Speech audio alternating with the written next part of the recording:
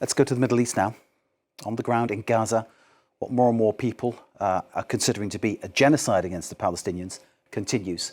Israeli troops have killed 50 people at least across the Gaza Strip this Wednesday, a figure that is likely to rise as the military operation in Gaza City intensifies. The images very much telling the story here.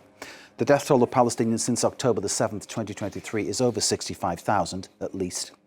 Hamas provoked the war with its attack on southern Israel, killing 1,200 Israelis, kidnapping some 250, and there are, of course, still Israeli hostages held in the Gaza Strip.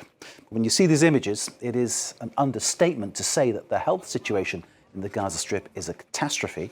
The only working hospital left in Gaza City is under threat from Israeli tanks closing in. I'm joined now by Dr. Nasser Al-Hadithy, who's a British doctor who spent a month in Gaza this summer treating civilians at Nasser Hospital. What you witnessed haunts her, and you'll understand why when you hear her words. She treated blast injuries, severe burns, bullet wounds. Many of her patients were children. Take a look at this image. It shows an X-ray of a 6-week-old baby with a leg fracture from a bullet wound sustained. Dr. Al-Hadithy will tell us more, whilst at the Gaza Humanitarian Foundation aid site. Now that, of course, is a site set up to hand out food to hungry Palestinians. It has, of course, been confirmed by the World Health Organization that there is famine in parts of the Gaza Strip. And of course, you can imagine what happens when you go there and you get fired at. It must obviously send a very strong message that your life is very much in danger. So the doctor will also tell us about an Israeli drone following one of her medical colleagues home, killing him and his family. It sounds like it's been an absolutely horrific situation. Dr. Nasser Al-Hadithy, thank you for joining us. Tell us about your time at the hospital. From what we've just heard and what we've just seen, it sounds absolutely horrific. But of course, you can tell us a full story.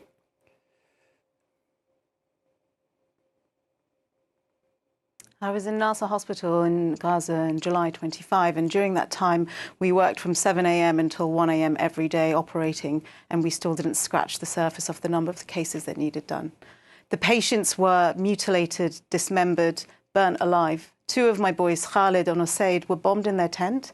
They were 6 years old and 8 years old. Their parents were both killed, their 4 siblings killed. Khalid sustained shrapnel to his brain and had really significant burns. Osaid had really significant burns. And I just found out last week that both of them are now dead. I saw women that were pregnant that were bombed in their tents and had significant fractures to both legs, skin loss, loss of their eye, and their emaciated bodies were so thin you could not tell that they were 6 months pregnant. It was relentless. The bones of the patients were protruding out from their limbs, and there was blood continuously flowing on the floor.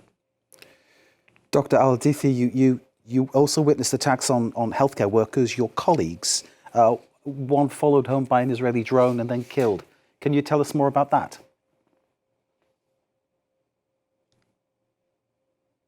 Ahmed was the best scrub nurse. He was so joyful and he was so keen to help his community. What eyewitness testimony told me was that he was followed home by a quadcopter drone, and as he reached his tent, it fired on him and his 3 children, killing all of them. He is one of 4 colleagues I know who have been killed. Another was Ahmed Al-Makida. He was a plastic surgeon, and he was shot outside Al-Shifa Hospital with his hands bound behind his back. We know that they are one of 1,700 healthcare workers killed in Gaza, or have been abducted, tortured, or arbitrarily detained. And we know from the UN Commission on Human Rights that when you attack healthcare systems, you're catalyzing ethnic cleansing. Even right now, this is happening with a ground invasion where Al-Quds, Al-Shifa Hospital are being encircled and people are dying there. In Gaza, and you've already mentioned the fact that some of the women you treated who were pregnant were so thin you couldn't tell that they were pregnant. You've seen the level of starvation firsthand, both in your patients and in your colleagues. I'm wondering how you cope with that. Can you tell us how they were trying to cope with that?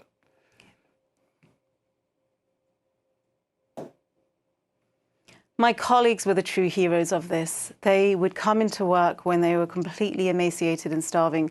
Routinely, I asked them how much weight they lost, and it was between 15 and 35 kilograms. They would collapse whilst at work because they were so hungry, and yet they would still be offering me food. The starvation in Gaza is man-made. Israel has weaponized the aid relief sites. We saw patients that had been to the GHF sites, and they told us they were going there to get food because they were so hungry, and then they were shot on. One child was 6 weeks old, a babe in arms, and she was shot in her leg. If plastic surgeons weren't in Gaza, she would have had an amputation. Another child was 10 years old, and I'm told by eyewitness that she was shot in her left knee and she needed an amputation. Her name was Jana. She loved to dance. She had the most infectious laugh, and she was a beautiful girl, and her childhood and her future has been snatched away from her. Another patient, one of my nurses, was shot in his back. The bullet penetrated through the back of his shoulder, and it's completely destroyed all the nerves that supply his left dominant hand, and he can no longer work as a doctor, as a nurse. So the weaponization of food in Gaza is a really, really significant problem, and it's something that must stop. It's in direct contravention of humanitarian law. The GHF Gaza Humanitarian Foundation site's, of course, opening in May on the 27th. Since then, at least 2,000 Palestinians have been killed whilst trying to collect aid from there, fired on by the Israeli military and other groups working with them, other militia working with them. It seems particularly cruel when people are starving to act in this way. Clearly, the distress in your voice, Dr. Nader, is really clear and evident. And what you're telling us is really hard to process, because I think watching this on TV, as we all do around the world, you don't get the sense of it. But what you've seen, what you've heard, what you've witnessed clearly is living with you on a day-to-day basis, a minute-by-minute basis. Many of the injuries that you've been speaking about, of course, were sustained at those GHF sites. Can you tell us a bit more about that?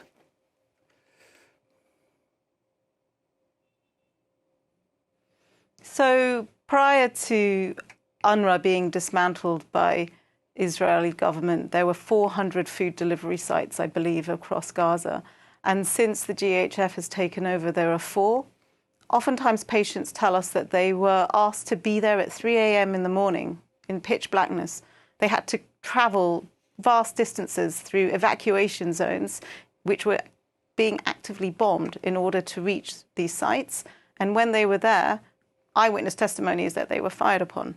So the weaponization of food is a really significant problem. And I also work with organizations which have been forced to help on a private basis to bring food in. And they're being charged between $50,000 and $300,000 per lorry to bring in baby formula, which is a banned item.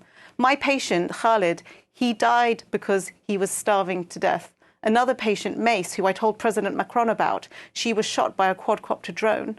But what is killing her now is that there's no food and no feed in Gaza, and so she is slowly starving to death whilst being an inpatient in a hospital. And when we hear certain people in the Israeli administration saying that aid is getting through, that trucks are being allowed through, that this is a myth, that there's no such thing as famine and shortages in Gaza, that must make you incandescent with rage, I imagine.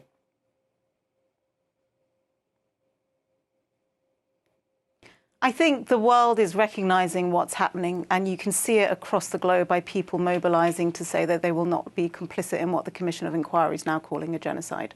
Even when we were presenting to President Macron, a father, Yehuda Cohen, the father of an Israeli hostage, said that Israel's government must be stopped, and the only way he sees them by doing anything is through wholesale sanctions. So I think there's a lot of dissent, and a lot of people now are getting frustrated by the lack of action. Dr. Nader, let me just remind people that you are at the UN in New York. You've met with President Macron. Can you tell us a bit more about how that went? What did you say to the French president?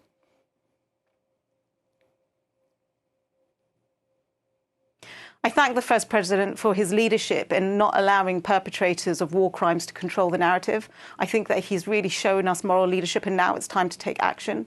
I told him about Mace, my 9-year-old beautiful girl who loved to dance and play football, getting shot by a quadcopter. And in a land of really advanced AI technology and perpetual surveillance, I said that these assaults on children are not accidents. I also told him that my patient list, one day on the 18th of July, I had 12 patients, 8 of them with children, and that was pretty consistent throughout the time. He seemed to care. He seemed moved. He said he was going to take action, and now it's time to see that action. I also spoke to Yvette Cooper, the British Foreign Minister, and other leaders from around the world, and they were visibly moved when I told them tales of my patients who I had to operate on without anaesthetic because Israel will not allow medical supplies in.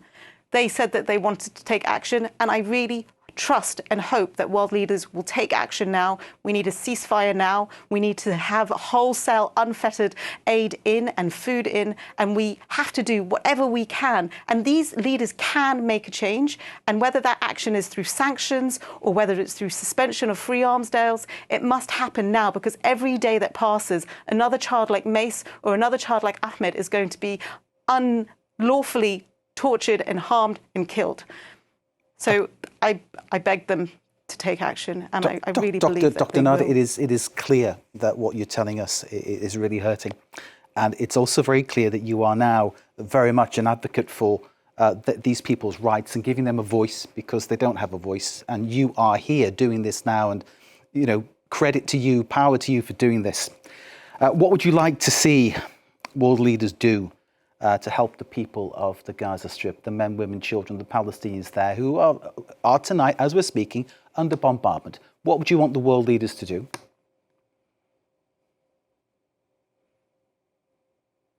Well, I think your point about the Palestinians not having a voice is absolutely crucial. The meetings I was at had very few, if not any, Palestinian voices there, and that's something that has to change. The Palestinians must control their own narrative and be allowed to sit at the table for these conversations. World leaders must take action now to stop Israel in its genocidal approach to erasing a Palestinian people. And they must take action either through sanctions or through sales embargoes or through whatever means they can. And even us as global citizens, we are consumers, we have powers with our voices, with our votes. And I think more and more we're seeing that people are recognizing that they have power. It's happening with institutions, it's happening with football teams, it's even happening in Hollywood. So I think everyone should have faith and hope that their actions will count, and we must all keep on advocating together. Anyone that's been to Gaza, it's not just me, it's other health workers. Every single health worker who's been to Gaza has come out saying that they must do more to help, because you will never be able to comprehend the horrors that I've seen. Dr. Nader Al-Hadithy, thank you for joining us. Thank you for sharing what is a very difficult sequence of memories that you're living on a day-to-day basis. Very clear, and it is very clear that it still hurts very deeply what you've seen. And the fact that you care so much about the people that you helped and you still try to help is very evident. So power to you. Thank you for joining us. Thank you for talking to us. I know it was difficult, but we really do appreciate you sharing what you've lived through and what you've worked through. And thank you very much for being with us here in France 24. We do appreciate it. Thank you, Dr. Nader Al-Hadithy there in New York. And thanks also to Jessica de Missouri, our correspondent there. We have